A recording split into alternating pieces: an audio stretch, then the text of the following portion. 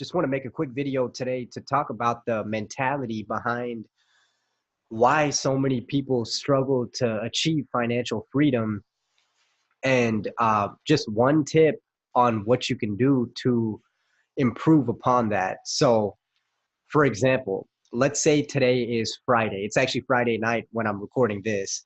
So let's say today is Friday and you just got paid. You've been working all week, Monday through Friday, or whatever it might be. But today is payday. The check came in, hit your bank account, and it's waiting there for you. So now you have, number one, your obligations that you need to pay, right? Those things that you cannot go without. You have to pay for rent, you have to pay for your car, insurance, credit card bills, so many other things, whatever those things are. So you've got your obligations, and then you've got everything else that's left after your obligations. For most people, 90% of the time, what they do is, hopefully, what they do is pay their obligations, take care of all those things that they consider to be obligations, and then whatever else is left, most people, again, it's not everybody, but most people who are struggling, living paycheck to paycheck, they take the rest of that money and mentally they label this money, whether they realize it or not, as just kind of spending money for whatever it might be. For example, today's Friday, tomorrow's Saturday, and following day is Sunday, right? Friday night, Saturday night, Sunday, fun day, right? You get to Monday, you have none of this money left in the account. Probably this was spent, obliterated, and then the credit card probably started getting used, and you're left with what? Your pockets inside out, and as if somebody stomped on your liver. So why do I say that? What's the purpose of sharing that? So should we just sit at home, not have any fun, not do anything, not go out and socialize? Of course not. Of course not. What kind of life would that be to excuse me? That would not be living life if we were living in such a way. So there's something in between those people who already have the money and those people who are attempting to reach that point. And it's really a mind shift. It's a mindset shift. A lot of the time, that's what it's going to be. It's going to be mental. So here's one trick that can help you to scratch the fix. I'm sorry, this will help you to scratch the itch of spending your money, because when we get it, we all, as human nature, we have a desire to, we worked hard all week, we want to spend it. So here's an option, and this is just what I do, and just a suggestion I'm just sharing.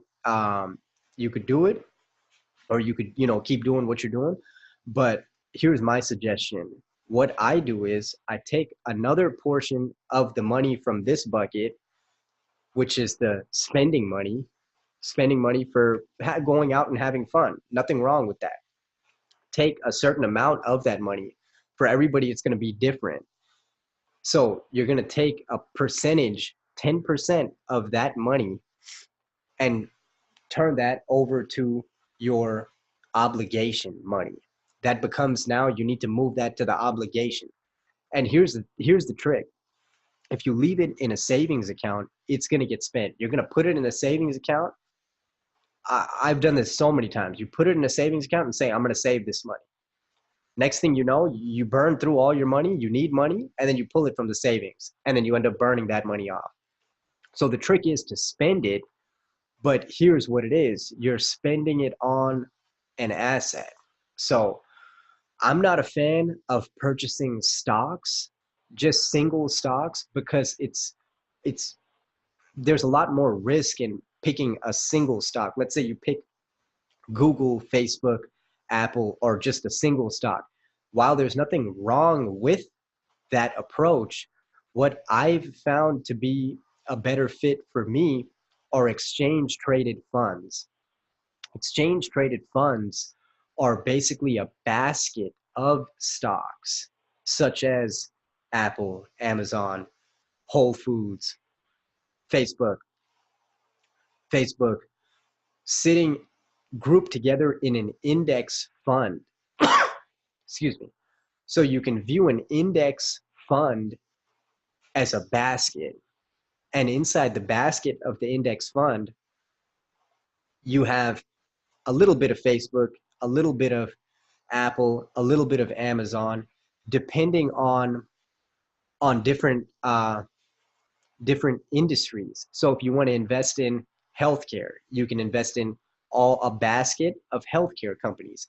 If you want to invest in real estate, you can invest in a basket of real estate companies, and so on and so forth. Or you can just invest in the S&P 500, which are the top performing businesses on the stock market, on the New York Stock Exchange stock market, the S&P 500.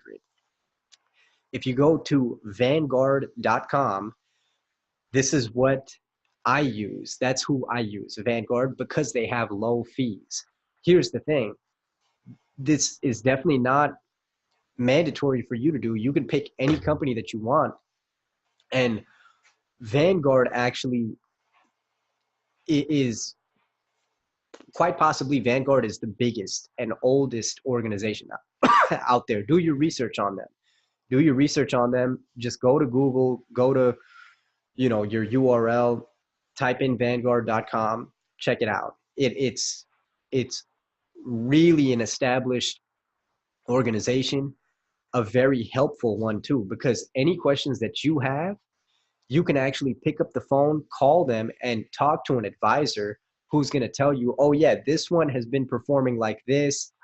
This one maybe might not be a good fit for you. Some of you might not be uh, early in your career. Some of you might be later in your career, and you might be more risk averse, and you might not want to pick high risk stocks for your exchange traded fund, your ETF, which is basically, again, your ETF is the same as a mutual fund, except you purchase it and trade it like a stock. So with one share, for example, of let's say the most recent one I purchased was a real estate ETF. I can't remember exactly how much it cost. For now, let's just call it $100. So we'll call it $100. That money was spent. I acquired that ETF. Now it's sitting in my account. I can visually see it. And there's something about the way it makes you feel when you take a look at your portfolio. You now own a portfolio. It just has you viewing your money differently and respecting your money in a different way than you previously did. That same $100 that you spend a night out on the town, you took that 100 and now you're actually a shareholder in companies like Apple, Amazon, Facebook, Whole Foods, so many other companies out there. So I say all that to say, when payday comes, we all have the human desire to spend our hard-earned money. What we spend that money on will determine our financial futures. So the best approach to it is, instead of spending all your money on fun and entertainment, we need a portion of money for that, of course. But we take a certain amount. For everybody, it's going to be different. A general rule of thumb is 10%, if that's possible. Again, for everybody, it's going to be different. Maybe you can only set aside $20 a paycheck. So after 3 or 4 paychecks, hey, you have $80, get rid of it. Get rid of it. Buy an ETF. Vanguard.com, low fees, become a shareholder in major companies that are going to give you, on average, some are better performing than others. We're in a good market right now. On average, over a 10-year period, you should see an average of 10% annual return. And if you want to see what that looks like, there are so many compound interest calculators out there. I can go ahead and put one, I don't know, I'll find one, a good one, and put that in the description so that you can play around with it. You can see what would it look like if This year, I put $1,000 into exchange traded funds. In 5 years, in 5 years, how much would that turn into? So go ahead, do your research, check out Vanguard.com, check out the compound interest calculator, and set aside some time for fun this weekend, or on all of your weekends. Set aside some time for fun, but set aside some time for your future also. Make sure that you look out for yourself, because your friends are always going to be there. You're going to have people out there, your coworkers, everyone, they're going to want to have fun, go out. Nothing wrong with them.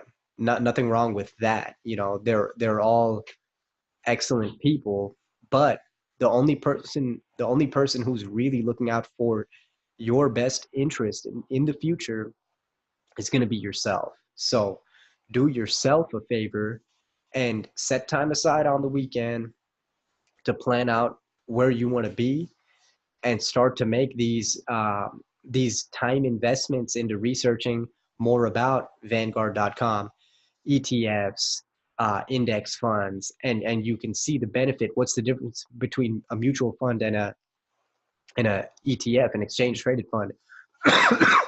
Excuse me.